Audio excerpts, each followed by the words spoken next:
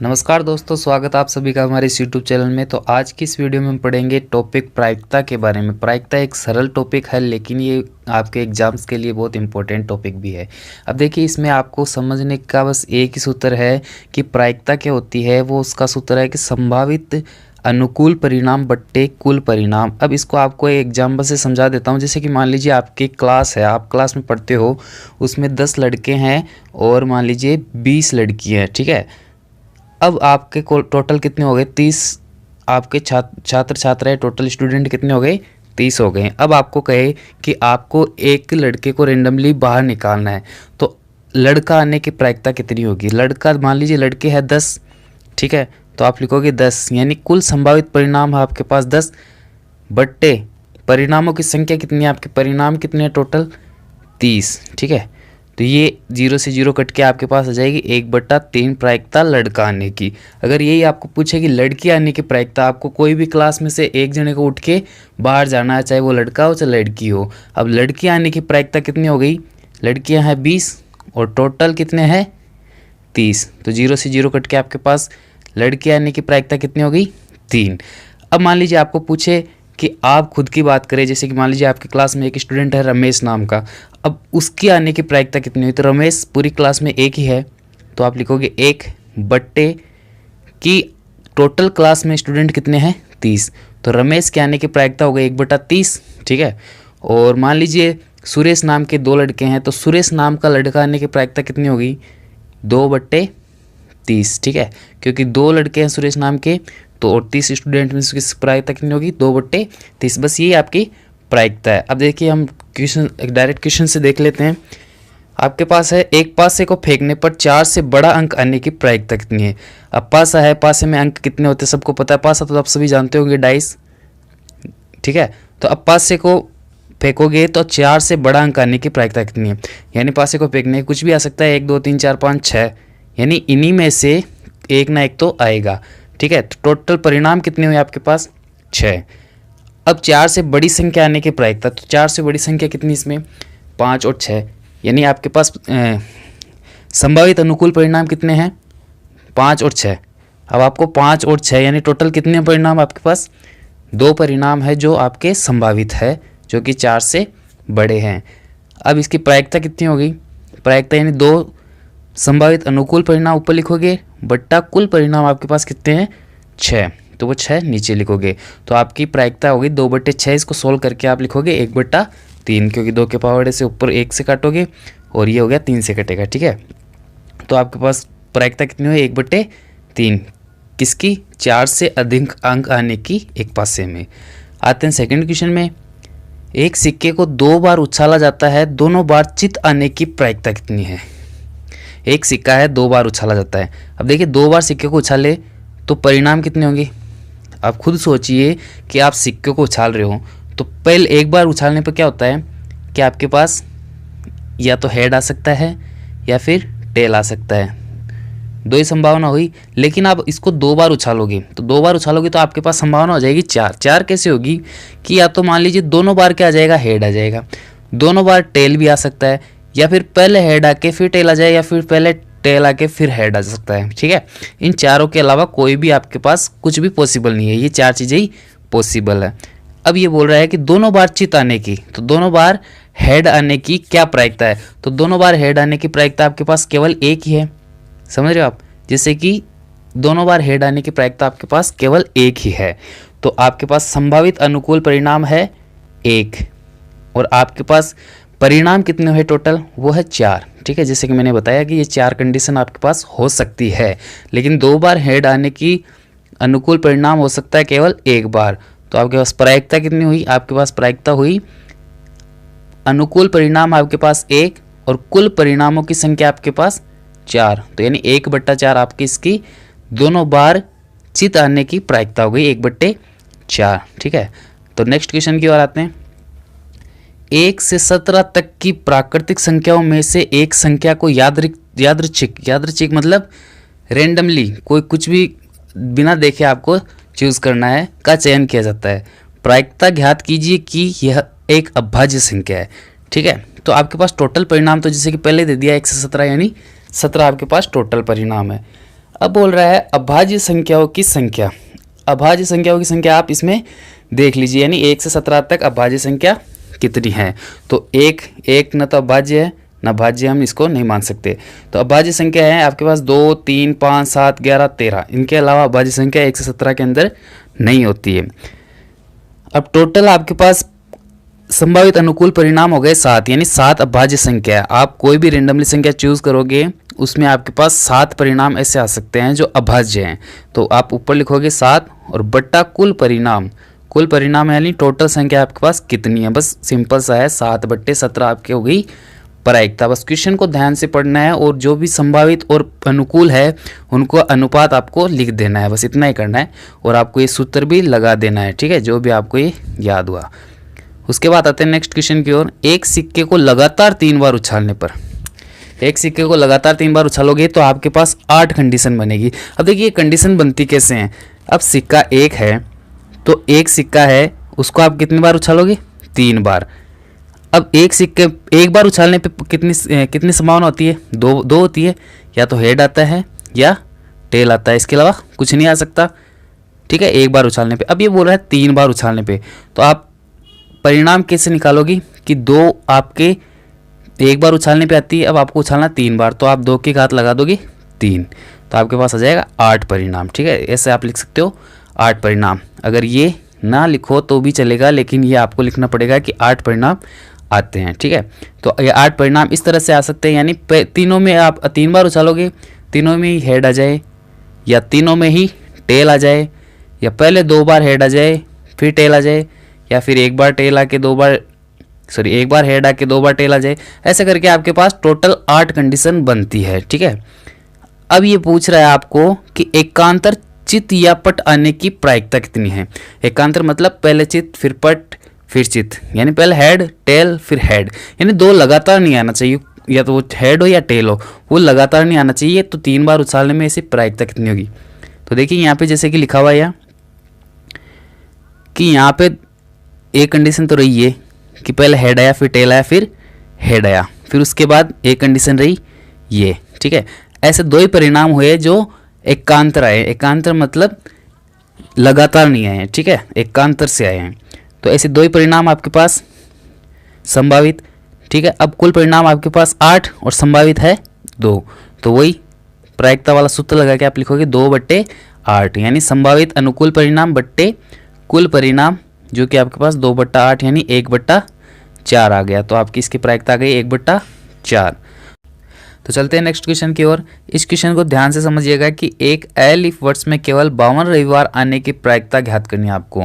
यानी अलीफ यानी जो लीप वर्ष ना हो, यानी जिसमें 365 दिन हो, ऐसा साल जिसमें 365 दिन हो और जिसमें से आपके 52 सप्ताह और 1 दिन एक्स्ट्रा होता है। कहने का मतलब 52 × 7 यानी 364 दिन तो ये हो गए और 1 दिन एक्स्ट्रा बचेगा। कहने का मतलब ये है कि 52 सप्ताह यानी 52 रविवार, एक सप्ताह में 1 रविवार सबको पता आता है। अब ये बोल रहा है कि 52 रविवार आने की प्रायिकता, तो 52 सप्ताह हैं तो 52 रविवार तो यहाँ पे आएंगे, लेकिन जो 1 दिन एक्स्ट्रा बचा है उसमें क्या होता है कि आपके रविवार भी आ सकता है, सोमवार भी आ सकता है, मंगलवार बुधवार कुछ भी आ सकता है। यानी 7 आपके पास कंडीशन है, यानी टोटल कंडीशन कितनी है आपके पास 7। कुल परिणाम कितने हैं आपके पास 7, जिसमें से आपके रविवार नहीं आने की प्रायिकता क्या है 6। यानी एक प्रायिकता तो आपके पास क्या हो गई, एक रविवार आने की हो गई, नहीं आने की कितनी होगी 6, क्योंकि आपको रविवार नहीं लाना वहाँ पे, क्योंकि रविवार आ गया तो 52 रविवार नहीं आ गया, कितने आ जाएंगे 53 रविवार आ जाएंगे एक एलिफ वर्ष में। आपको पता करना है 52 रविवार आने की प्रायिकता। तो 52 रविवार कब नहीं आएगा, जब आपके पास इन 6 दिनों में से कोई एक दिन आएगा, ठीक है, ना कि रविवार आए। तो आपके पास कंडीशन क्या हो गई कि संभावित अनुकूल परिणाम कितने हो गए 6, यानी आपके पास ये 6 दिन ऐसे हैं जिनके आने से उस एलिफ वर्ष में केवल 52 रविवार ही होंगे। तो संभावित अनुकूल परिणाम कितने हुए 6, और आपके पास टोटल कंडीशन कितनी है, टोटल मिला के 7, क्योंकि उस दिन में इन 7 वार में से कोई भी वार आ सकता है। तो आपके पास टोटल कंडीशन है, आपके पास कुल परिणाम है आपके पास 7, और जो आपके अनुकूल परिणाम यानी जो आने चाहिए किस कंडीशन के लिए? 52 रविवार एक एलिफ वर्ष में होने के लिए। तब आपके पास प्रायिकता क्या होगी? 6/7। ठीक है। अगले क्वेश्चन में दिया गया है कि पी ए बराबर 0.65 हो तो ए नहीं की प्रायिकता ज्ञात करो। यानी प्रायिकता टोटल क्या होती है, सबको पता होगा कि 1 होती है। यानी कोई भी चीज़ आए या नहीं आए उसकी टोटल प्रायिकता होती है 1। ठीक है। अब इसी में से वो हो सकती है और इस एक में से वो नहीं हो सकती। जैसे कि एग्जाम्पल के लिए मैं बता दूं आपको कि आपके पास मान लीजिए 5 गेंदें हैं। ठीक है। अब इस 5 गेंदों में से कोई एक लाल कलर की गेंद है। अब वो लाल कलर की गेंद आने की प्रायिकता कितनी हुई? 1/5। ठीक है, समझ रहे हो? क्योंकि एक लाल गेंद है और टोटल गेंदें कितनी है? 5। अगर उसको रेंडमली हम उठाएं किसी थैले में से या कैसे भी, मान लीजिए एक रेंडमली गेंद लेनी है आपको, तो उसके आने की प्रायिकता हुई 1/5। अब बोल रहा है कि नहीं आने की प्रायिकता क्या हुई? तो आपकी नहीं आने की प्रायिकता होती है कि उस एक में से आप 1/5 को घटा दीजिए। तो यानी 5 एकम 5, 5 में से 1 गया 4, यानी आपके पास आ जाएगा 4/5। वो होगी नहीं आने की प्रायिकता। बस सेम इस क्वेश्चन में करना है आपको कि पी ए बराबर 0.65 है, ये नहीं आने की प्रायिकता आपको बतानी है, जिसको आप ए बार भी लिख सकते हो। नहीं आने की प्रायिकता ये है और आने की प्रायिकता ये। अब दोनों प्रायिकता को आप जोड़ोगे तो आपके पास आना चाहिए 1। ठीक है। यानी आने की और नहीं आने की प्रायिकता दोनों को जोड़ने पे हमेशा क्या आना चाहिए? 1 आना चाहिए। अब आपको आने की प्रायिकता दे रखा है, नहीं आने की पूछ रहा है, तो बस सीधा सा है कि आपको 1 में से उसको घटा देना है। यानी 1 - 0.65 घटा दोगे तो आपके पास आ जाएगा 0.35। ये आ गया आपके पास ए नहीं आने की प्रायिकता। अगले क्वेश्चन में है 2 सिक्के एक बार उछालने पर अधिक से अधिक 1 पट आने की प्रायिकता बताओ। एक सिक्के को 2 बार उछालोगे तो 2 बार उछालोगे, जैसे कि मैंने बताया था। एक सिक्के में प्रायिकता कितनी होनी आने की? हेड और टेल, यानी 2 प्रायिकता होती है। अब इसको 2 बार उछाला तो उसकी घात कितने लगाएंगे? 2, यानी आपके पास आया 4। तो कुल परिणाम आपके पास कितने हो गए? 4। वो कैसे हुए? 2 बार हेड आ सकता है या 2 बार टेल आ सकता है, या पहले हेड आके फिर टेल आ सकता है, या फिर पहले टेल आके फिर हेड आ सकता है। अब पूछ रहा है आपको कि 1 पट आने की प्रायिकता। अब देखिए पट आने की प्रायिकता कितनी है इसमें? 3 है। यानी हेड को पट बोलते हैं, तो पट आने की प्रायिकता देखिए 3 है। केवल इसमें लास्ट वाले में जैसे कि 2 बार टेल आ जाए उसमें हेड नहीं आ सकता। बाकी तीनों कंडीशन में 1 पट आने की प्रायिकता आएगी। ठीक है। तो 3 कंडीशन ऐसी है। तो टोटल परिणाम आपके पास है 4 और 1 हेड आने की अनुकूल परिणाम है आपके पास 3।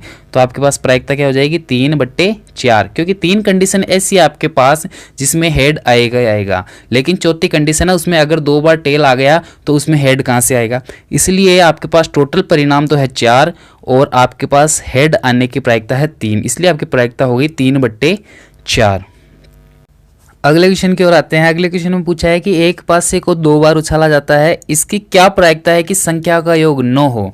यानी आपके पास उस पासे को 2 बार उछालेंगे, यानी एक बार में क्या प्रायिकता है? एक बार उछालने में प्रायिकता है 6, यानी 1 से लेकर 6 तक गिनती लिखी होती है, उसमें कोई भी आ सकता है। यानी आपके पास प्रायिकता है 6 एक बार उछालने पे। अभी बोल रहा है कि 2 बार उछाला जाता है। 2 बार उछाला जाता है तो इसका मतलब उसके लगा दो घात 2, यानी आ जाएगा 36 टोटल परिणाम, जो कि आपके इस प्रकार आप लिख सकते हो।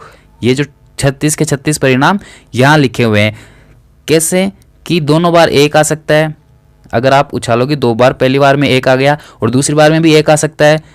ऐसे ही करके पहली बार में 1, दूसरी बार में 2 आ सकता है। ऐसे करके आपके पास टोटल 36 कंडीशन होगी। उसके अलावा कोई भी कंडीशन नहीं हो सकती कभी भी। ठीक है। अब ये बोल रहा है कि संख्याओं का योग 9 हो, इसकी क्या प्रायिकता है? ठीक है। संख्याओं का योग 9 हो वो कब होगा? या तो देखिए 3 और 6 आए, पहले 3 आ जाए फिर 6 आ जाए, दोनों को जोड़ के 9 हो जाएगा। या फिर पहले 6 आ जाए फिर 3 आ जाए। ठीक है।